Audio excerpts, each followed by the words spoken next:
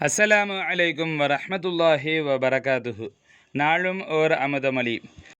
ரசூலுல்லாஹ்வையே காஃபிர்கள் சூனியக்காரர்கள் என்றார்கள். மகத்துவமிக்க நம் ஷேகுல் அக்பர் ரலியல்லாஹு அன்ஹு அவர்களின் கிதாபுகளை நெருப்பிலிட வேண்டும் என்று எம் ஊர்களில் உள்ள மதரசாக்களில் கூறினார்கள். ஆதலால் நம்மையோ குதுபுல் மதுஹரி ரலியல்லாஹு அன்ஹு அவர்களையோ வலி அல்ல என்றால் என்ன, எரிக்கும்படி செய்தால் என்ன?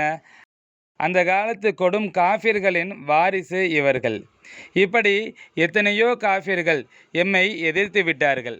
இனிமேலும் பொறாமை கொண்ட சத்துருக்கள் எம்மை எதிர்க்கவும் கூடும்.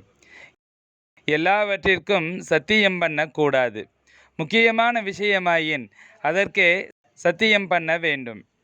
அது உண்ணும் உணவு, பணம், தரையில் அடித்து தலையில் அடித்து இப்படியான முறைகளில் சத்தியம் பண்ணுதல் நல்லதல்ல. மேலும் கண்டவர்களுடைய புத்திகளையெல்லாம் கேட்கக்கூடாது. உங்கள் முன்னேற்றத்துக்கான வழிகளை நீங்களே செய்து வர வேண்டும். அதிகமான செலவுகள் ஏதும் செய்யக்கூடாது. தேவைகளுக்கு மட்டுமே செலவு செய்ய வேண்டும். இப்படியான ஒழுங்குமுறைகளை கவனித்து கொள்ள வேண்டும். மனிதனாக பிறந்தவனுக்கு இன்பமும் துன்பமும் மாறி மாறி வருவதுண்டு.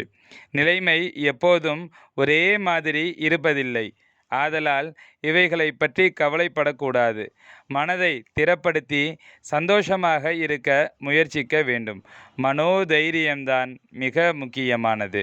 சங்கைமிகு ஷேഖநாயகம் குதுபு ஜமான் ஷம்சுல் வஜூத் ஜமாலியா அசையீத் கலீல் அன் மௌலானா அல் ஹசனியுல் ஹுசைனியுல் ஹாஷிமி கதசல்லாஹு சிர்ரஹுல் அலீம் அவர்களின் அமுத மொழிகளிலிருந்து.